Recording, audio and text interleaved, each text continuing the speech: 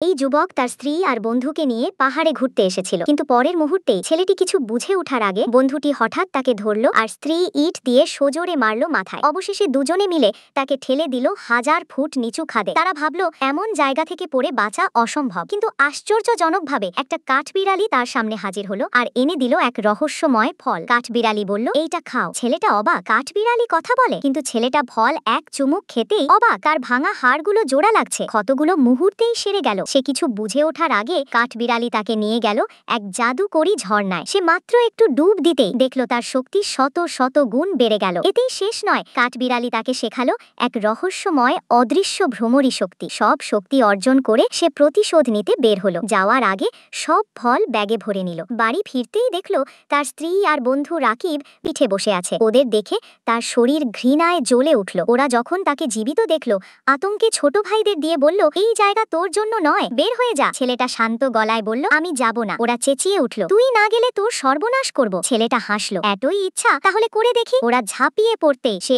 একাই সবাইকে উল্টে পাল্টে দিল। চারপাশে সবাই অবাক, এ কি করে সম্ভব? 2 বছর কোথায় ছিল? বিশেষ বাহিনীর ট্রেনিং নিল নাকি? আগের মতো দুর্বল নেই। স্ত্রী কাঁপতে কাঁপতে বলল, থামো, আমি তোমাকে 1 কোটি টাকা দেব। বন্ধুরা চেঁচিয়ে বলল, শান্ত হও। কিন্তু ছেলেটি গলা চেপে ধরে তাদের বলল, মরে গিয়ে পরকিয়া কর।